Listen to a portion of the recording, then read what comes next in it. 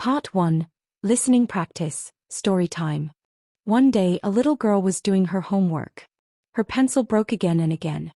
She became angry and said, "This pencil is useless." Her father smiled and said, My dear, the pencil is like our life. The girl looked confused. Her father continued, When the pencil breaks, we don't throw it away. We just sharpen it again, and it becomes even better. He added, In the same way, when life gives you problems, don't give up. Every challenge makes you stronger, just like sharpening a pencil. The girl smiled and started writing again.